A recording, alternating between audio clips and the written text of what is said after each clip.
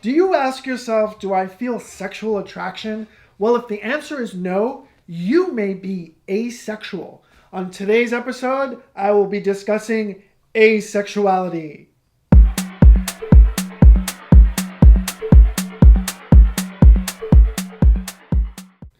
Welcome to Sex Talk with JoJo Bear. My name is JoJo Bear and I'm a somatic sex and intimacy coach. And welcome. If you'd like to see more of my videos, then please like them and subscribe to my page. If you want more information about the work that I do, check out my website at www.metamorphicembodiment.com. So, today's episode, we're going to look at asexuality. Asexuality is a sexual orientation characterized by a persistent lack of sexual attraction towards any gender. What? Yes. Okay, let's break this down. So, an asexual person is someone who does not experience sexual attraction towards other people. Well, think about this for a second. Take a moment and just think of the word asexual to yourself. What does that mean? Yeah. Most people make assumptions what that word means. Maybe the word celibacy, abstinence, disorder, fear of sex. It's a kind of choice, or maybe even some kind of monk living in a cave somewhere. Well, for some asexuals, or ace for short, can have fears of sex or relationships, but some don't. Some may be abstinent, some may actually be a monk, but it's way more than that. So I looked up at a website called www.whatissexuality.com, and they said something very profound about this.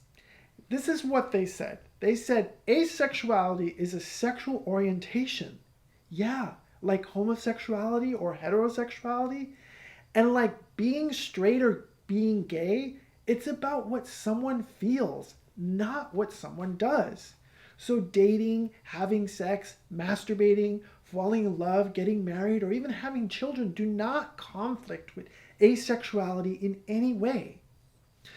There are many reasons why an asexual person might do these things that do not require sexual attraction to be present.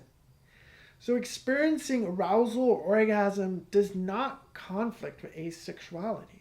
Now, asexual people can still feel romantic attraction, like wanting to hold hands or cuddle or talk or make each other breakfast. But asexual people are capable of forming deep, lasting romantic bonds. However, their romantic desires are not accompanied by the desire to have sex. Many asexual people are pan-romantic. They can fall in love with anyone, regardless of gender. They can also be homoromantic, heteroromantic, biromantic, etc. Some asexual people are aromantic, meaning that they don't experience romantic relationships. Aromantic people are usually happy with friendships and family relationships only. So, a couple of videos ago, I talked about demisexual. Now, a demisexual and an asexual are part of a sexual orientation family, and it's classified as part of the gray asexual umbrella. That simply means that those in the group, sexuality and attraction is not as black and white. Asexual is someone who doesn't experience sexual attraction, and a demisexual is someone whose attraction usually comes once a strong connection emotionally is established. So let's talk about sexual anorexia, which is something I see a lot in my practice and may look like asexuality, but it's not. This is when you have little desire for sexual contact. In this case, your sexual appetite is interrupted. People with sexual anorexia avoid fear or dread sexual intimacy. It could be sexual avoidance or sexual aversion. Common emotional cases of sexual anorexia could be sexual abuse, rape, negative attitude towards sex, possibly a religious upbringing, internalized homophobia, power struggles with a loved one in a relationship, or someone with the inability to communicate their needs.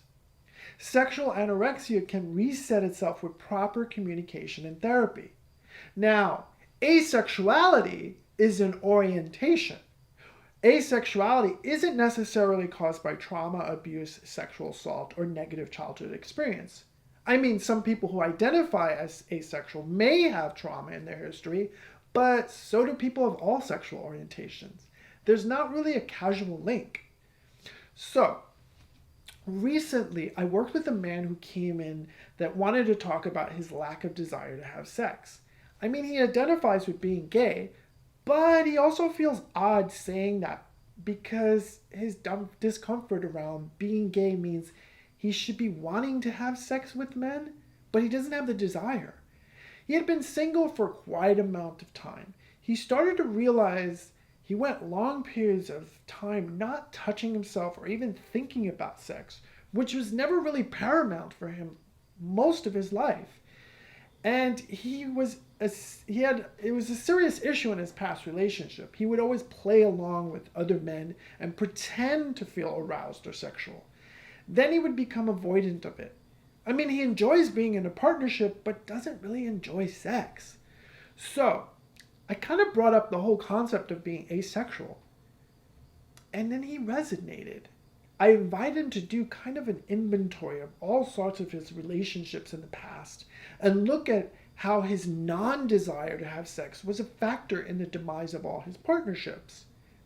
Then he started to notice that it was indeed the fact that he was feeling uncomfortable with sex and that was the thing he needed to be honest about at the get-go. So we started to do a lot of somatic exercises that involved a lot of communication, asking for what he needed emotionally, and how he felt in his body. Regardless of his non-desire to have sex, he still felt connected to his body at times. So, attention, any of you asexual men out there, that life is not over for you.